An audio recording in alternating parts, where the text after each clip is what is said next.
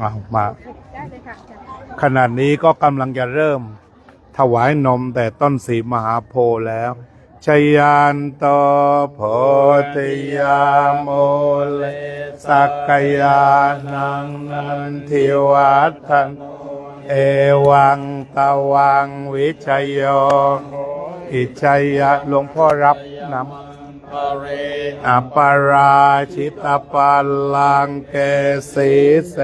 ปทวิปคาเรอภิเสเกสาภพุทธนางอาคาปัตโตปโมมาอยู่ฝั่งนี้พระกาลังสุปปาตังสุโคทิตังสุขันสุโมโหตยศต่อเวียนเลยขินังกายกรรมังวาจากรรมังปะทากิดาปะทากมโนกรรมังปะเนติเตปะกินาปะทากินานิกตเตนั่นละโยมมาทางนี้เลยเวียนมาทางนี้ชยานโตโพธิยาโมเลสักกยานนันทิวัฒโนเอวังเตวิจัยโยขอในแอนรูถาดอยู่ไหนแล้วพามารอตรงนี้ปาลังเกสีเสเอาถาดมารอตรงนี้อภิเษกเกสาภพุทธานังอักปัตโตปโมทติสนักขัดตังสุมกาลังโสปปาตังโสโคติสุขันโนสโมโหตจัสสุเยตพระมจาริโสปทากินังกายกรรมังกรรมังปะทากินังปะทากินังมโนกรรมังทิเตปะทากินาเดินเวียนขวามาจะได้ลงตัวตัดเทปาทาคิเนชยานโตโพธิยาเลสักกยานางนันติวัฒนเอวังตวังวิชัยโยโคอิชัยยัตคาเลอปาราชิตปาวังขันตรงนั้นทาวิปกคาเรอภิเษกเกสาภพุทธานอาคาปัตโตปโมทติโสดาขัดตังปาตังโสโหติตังสุขันโนสุโบโหตทางพระมจาริสุปทากินังกายกรรมวาจากรรมังปทากินังมโนกรรมังปณิติเตกินาปทากิดาดิกัตวาดลับตัดเตกินเนชยานโตโพธิยาเลสักกยานังนันทิวัฒนเอวังตวังวิชัยโยโหอิชัยยัตคาเลอปาราชิตปัลลังเกสีเสคาเรอภิเษกเกสาภพุทธานังอาคาปัตปโมทติสนักขัดตังสุมังคลังตังโสโคติตังสุขันโนสวโหตจัสสุเยตพระมจาริสุปทากินังกายกรรมวาจากรรมังปทากินังมโนกรรมังปณิทิเตปทากินานิกตวานลพันตัดเทกินเนชยันโตโพธิยาโมเลสักกยานย่างก่อนเดี๋ยวต้องไปรับพรก่อนโอหิชยัตสุชยามังคเลอปราชิตปัลเกสีเสปทวิปกคาเรเกสาภพุทธานังอาคาปัตโตปโมขัดตังสุมังคลังสุปปาตังทิตังสุขันโนสมโมโหตจัตโตเยตังจาริตุปทากินังกายกรรมัง กัมมังบาทักขินังบาทักขินังมโนกัมมังทิเตปะทักขินากินานิกัตตวานลพันตัตเตกิเนชยันโตโพธิยาโมเลนางนันทิวัตโดเอวังตวังโอหิจยัตสุจยมังคะเลอปราชเกสิเสปัทวิปกคาเรอภิเสเกพระพุทธานังอาคาปัตโตอติสนักขัดตังสุมังคลังตังโส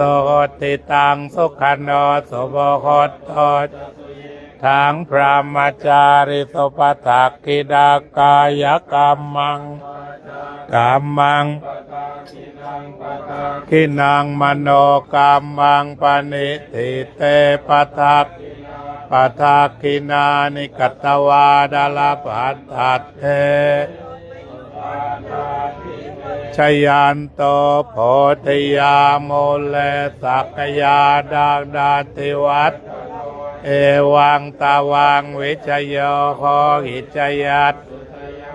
คาเลอปราขึ้นมาบนนี้เยอะๆเลยเรียนมาทางขวาเนี่ยอภิเสเกสาพะพุทธานังอาคาปัตโตติสนักขัดตังสมังคลังสุปปาตังตังสุขโนเวียนมาเลยสุเยถางขึ้นมาหลายคนได้มังวาจากรรมังขึ้นมาเยอะๆเลยเลี้ยวไปทางนี้กรรมังปเนเทเตปทักขิดาปทักขิดาปาทักขินเนชยันโตโพธิยาสักยานังนันเดวัตโนเอวังตาวัง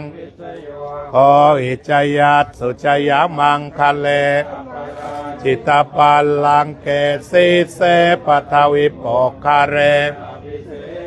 สัพพพุทธานังอาคาปัตโตปโมขัดตังสุมังคลังสุปปาตังทิตังสุขันโนสมโภคโตทั้งพระมจาริสุปทักขินังกายกรรมังกัมมังปทักขินังปทักขินังปณิทิเตปทักขินาปทักขิดาดิกตวาลพันตัตเตปาทักขิเนชยันโตโพธิยาสัพพยานังนันเดวัตโนเอวังวิจโยโคหิจยัตสุจยวังเลี้ยวมาทางนี้เกสิเสปัทวิปกคาเรอภิเสเกปะพุทธานังอาคาปัตโตติสนักขัดตังสุมังคลังสุปปาตังสมโหโตจะสุเยถังพระมจาขินังกายกรรมังวาจากรรมังขินังปทักขินังมโนกรรมังเตปทักขิดาปทักขิดาดิกัตตวาตัตเถปทักขิเนภวตุสัพพมังคัลรักขันตุสัพพเทวตาสัพพพุทธเวนัสตตาสุทธิภวันตุเตภวตุสัพลังรักขันตุสัพพเทวตาสัพพ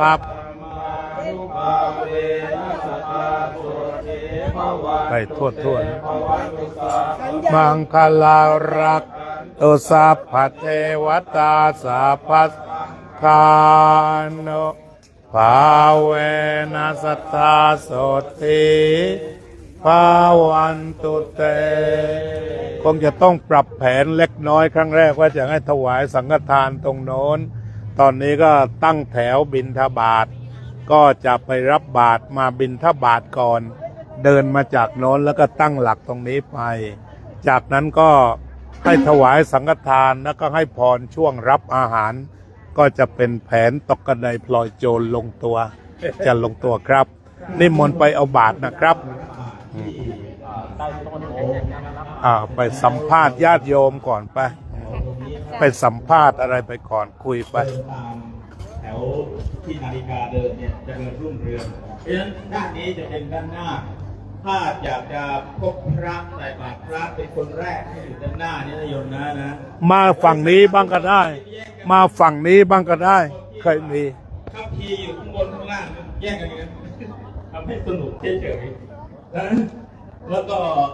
เนี่ยช่างถ่ายรูปก็ถ่ายรูปให้ทั่วๆนะข้างหลังนี่ก็ยาวเป็นขบวนเลยนี่น่าปราบเริ่มใจมากเลยเดี๋ยวเราไปทางนี้แล้วไปตั้งตรงโน้นเขาเหนียวร้อนเทียนโมเริ่มกำหนดว่ากี่รอบนะแต่ว่าทุกรอบที่คาถาชัยโตนะจะบอกว่าขณะใดที่พวกเรานะได้ประพฤติดีประพฤติชอบประพฤติงามขณะนั้นครู่นั้นเวลานั้นวันนั้นเป็นวันดีเป็นฤกษ์ดียามดีสว่างดีรุ่งเรืองดีนี่จะมาเอง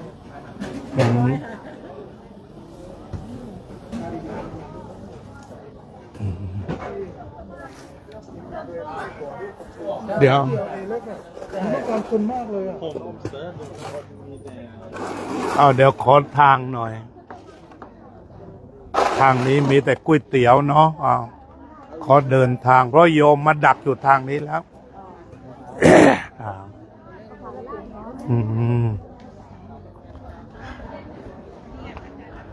เพราะว่าไม่มีใครไปฝั่งโน้นแล้วมันร้อนเข้าใจเขาคงจะต้องตั้งหลักตรงนี้รอพระก่อนถูกต้องแต่ทำตัวอย่างก่อนจะเริ่มตรงนั้นเหรอชัวร์นะก็จะไม่ครับมานี่แหละมานี่มายอมหลบแดดอาจารย์ครับเดี๋ยวก็เสร็จแล้วเขาถ่ายรูปกันที่เฉยเลย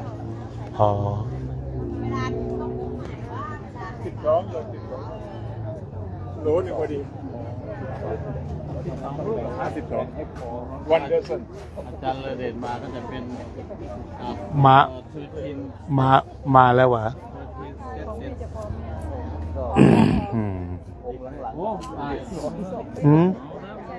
ลองเจ้าว่าต้องเดินหน้านี่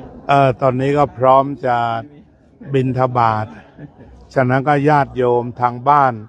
ดูการตักบาตรกันไปเรื่อยๆเนาะใหม่ก็อยู่ตรงนี้ครับองค์ละหนึ่งแล้วกันเพราะแถวมันยาวสาธุสาธุ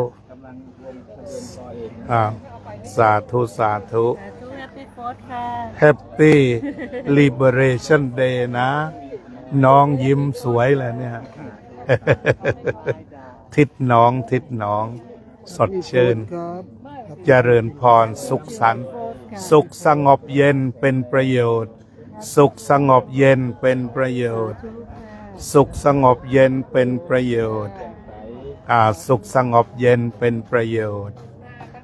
สุขสงบเย็นเป็นประโยชน์สุขสงบเย็นเป็นประโยชน์เด้อหายแล้วเด้อน้องสาวดีขึ้นบ่โอ้โหเล่นตัดคอไปครึ่งหนึ่งให้หายไวๆตัดผ่าตัดสุขสงบเย็นเป็นประโยชน์สุขสงบเย็นเป็นประโยชน์กันนะเจริญรุ่งเรืองสาธุอนุโมทนา Happy 4th of July Happy every day Happy every day มาอยู่ตรงไหนนักขายโอดงเนี่ย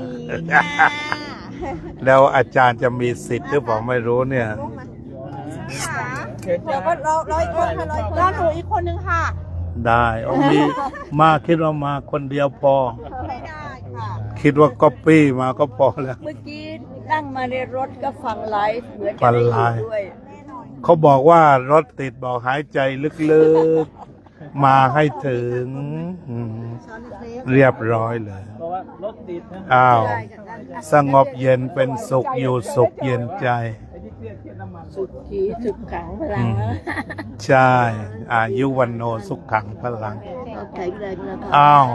คุณแม่อายุยืนให้มีความสุขสงบเย็น และอายุยืน โอ้โห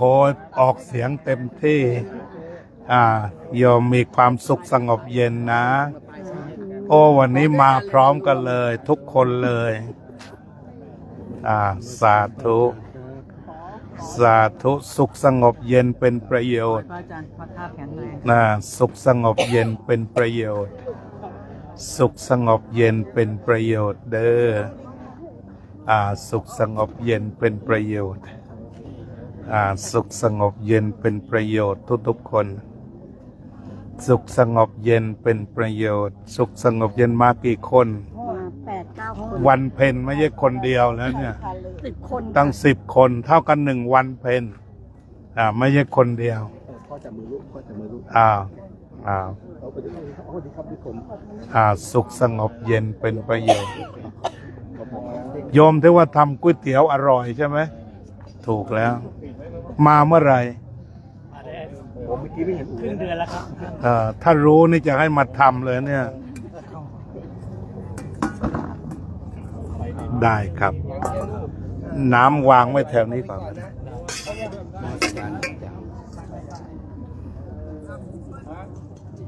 สุขสงบเย็นเป็นประโยชน์ทุกๆคน สุขสงบเย็นเป็นประโยชน์ สุขสงบเย็นแล้วก็ต้องเป็นประโยชน์ด้วยสุขสงบเย็นเป็นประโยชน์ โยมขวัญตาใช่ไหมฮะสบายดีนะ อาจารย์สบายดีเนาะ ก็สบายมาก ยิ่งโยมมาเยอะก็อบอุ่นอีก กราบนมัสการเจ้าค่ะ กับอายุวันโนสุขขังพลัง ขอรูป3 ใบ 3 ใบเถาเลยโหนงโยมเสร็จแล้วยัง สงบเย็นเป็นประโยชน์ต้องปรับแผนไปสังฆทานที่โต๊ะเลยวันนี้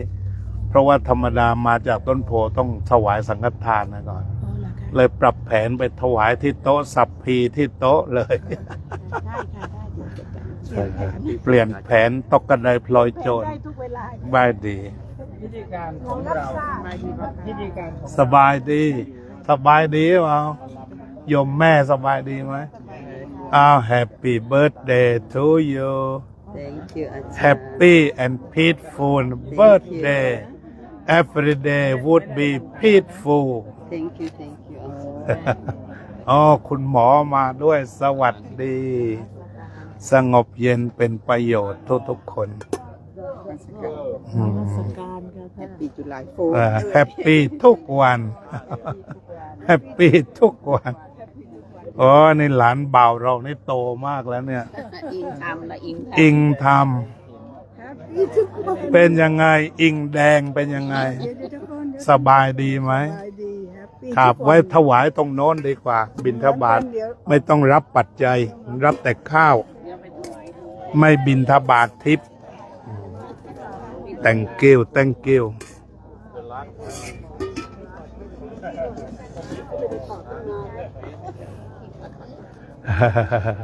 โอเค may I see you hello how many months now 5 เดือนแล้วค่ะ 5 months โอ้ 5 months name your name ชื่อแมดลิน และ Madeline ชื่อไทยชื่อนารา Nara ค่ะ that mean people Nara meaning people Nara Naro Nara Pali language means people people yes สวัสดีค่ะ Nara โอ้โห happy happy no cry You no want to take cry picture with the monk You okay? โอเค อาจารย์จันยา ก็เห็นคนเยอะแล้วเขาตอนนี้เหมือน โอ แบ เค บโอ้โหยังตกใจอยู่ happy and calm okay โอเค สำรวมจิตแล้วก็ยืนกล่าวคำถวายพร้อมกันที่นี่ เดี๋ยวพระ ที่นี่พิจารณา พระลึกเข้าไปอีกก็ได้ไปจะได้เตรียมพร้อมมาในหอกนอกหอกยังก่อนตอนนี้ต้องถึงถวายสังฆทานเลยเราได้ตัดไปจากตรงโน้นขอเชิญเข้ามา ก็เป็น ของฝั่งข้างนะครับ เชิญเข้ามาจับโต๊ะ ส่วนพระสงฆ์ กล่าวคำถวายสังฆทาน 2 ตัวนะครับ เป็นไงบ้าง ยืนจุดนี้ พระไม่แน่น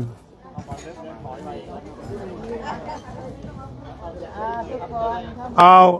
ตั้งนะโมก่อนถวายสังฆทานตรงนี้เพราะไม่ได้ถวายตรงโน้นครับ ใครนะแม่ เอาเลยว่าพร้อมกันดังเองนะโมว่าเลยแม่กัลยายังเอาตั้งนะโมเอาแบบยาวอิมานิครับ โมตัสสะภะคะวะโตอะระหะโตสัมมาสัมพุทธัสสะนะโมตัสสะภะคะวะโตอะระหะโตสัมมาสัมพุทธัสสะนะโมตัสสะภะคะวะโตอะระหะโตสัมมาสัมพุทธัสสะอิมานิมะยังพันเต ดังภิกขุสังฆัสสะ ดัง สาธุโนพันเตภิกขุสังโฆอิมานิภัตตานิสัพพะริวารานิปฏิคันหาตุอามากังทีฆรตังหิตายะสุขายะข้าแต่พระสงฆ์ผู้เจริญข้าพเจ้าทั้งหลายขอน้อมถวายซึ่งภัตตาหารกับของบริวารทั้งหลายเหล่านี้แด่พระภิกษุสงฆ์ขอพระภิกษุสงฆ์จงรับซึ่งภัตตาหารกับของบริวารทั้งหลายเหล่านี้ของข้าพเจ้าทั้งหลายเพื่อประโยชน์เพื่อความสุขแก่ข้าพเจ้าทั้งหลายสิ้นกาลนานเถิด สาธุต่อไปก็ยืนรับพรตั้งจิตให้สงบ วันนี้เราก็จะอุทิศส่วนบุญส่วนกุศล ไปให้บรรพบุรุษชาวอเมริกา ที่ได้ทุ่มเทชีวิตหยาดเหงื่อแรงงาน เพื่อการสร้างสรรค์ประเทศมาเรื่อยๆพวกเราทั้งหลายแสดงความกตัญญูรู้คุณของท่านเหล่านั้น We are grateful for all ancestors of America who devote life and working hard for the better place for living for the generation to the generation. May all be peaceful. May all be happy.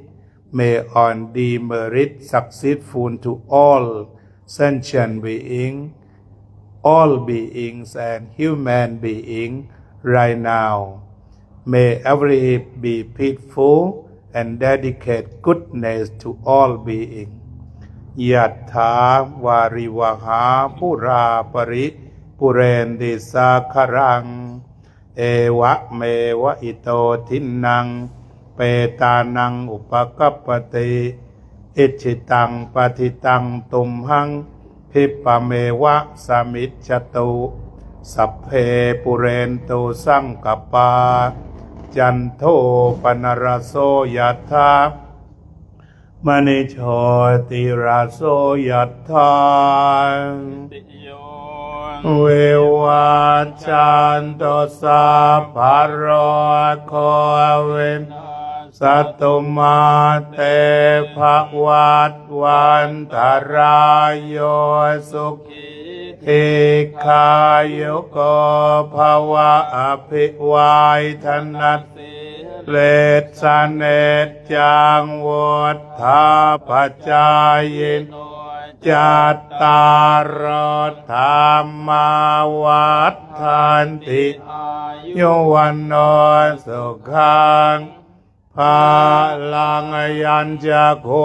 ทักขินาเตนาคามเมโสปเตติตาเทครัตตัง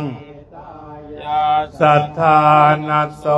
อุปกาปฏิโสยา ติธรรม โม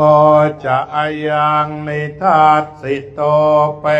ตา นาปุช จานจักตาอุลาราภลันจะเปก ภู นามันโนปเทนนางตุมเห ติปุญ ยังปัสสุตังอนาปกันเตชะยะสิอธิทานังลาพังโสติภกยังสุขังวะลัง สิริอา ยุจวันโนจะโภกังวุฒ เนีย จยสวาสตวัสสะจะอายุว อาชีวะสิ เดภวันตุเตภวตุสัพพมังกัลรักขันตุสัพพเทวตาสัพพพุทธา นุภา เวนัสสัทธาโสติภวัน ตุเต ภวตุสัพพมังคลังรัก ขัน ตุสัพพเทวตาสัพพธรรมานุภาเว เว นาสัทธาโสติภวันตุเต ภวตุสัพ พมังคลังรักขันตุสัพพเทวตาสัพพ สัง คานุภาเวนัสสัท ธา โสติภาวันตุเตปฏิสังขายโยนิโสปิทัปปะตัง ปฏิเสวามิ เนวัตวายนามัทธายนามันธนายะ วิปุต สนายะยาวะเทวะอิมัสสกายะสัทธิติยายะ ปนายา วิหิงสุปารติยาพระมัจจริยานุขายะเอติปุรานันจะเวทนังปฏิอังคามิจะเวทนังนาอุปาเทสามิยาตราจะเมภวิสติอดาวัจจตา สวิหารโรจาติ ขอให้ทุกท่านสงบเย็นเป็นประโยชน์ มีความสุขทุกคืนวันเทินขอมอบเวทีให้คุณโยมกัลยาว่องทิพย์คงคาท่านประธานบริหารวัดพุทธปัญญา ได้ทักทายปราศัยกับญาติโยม อธิบายขั้นตอนพระฉันเสร็จแล้ว ต่อไปญาติโยมตักวิธีฉัน วิธีรับประทานของวัดพุทธยาจะมีขั้นตอนอย่างไร เรียนเชิญเจริญพร คุยไปเรื่อยๆ พระตักอาหารก่อน ราชการค่ะพระอาจารย์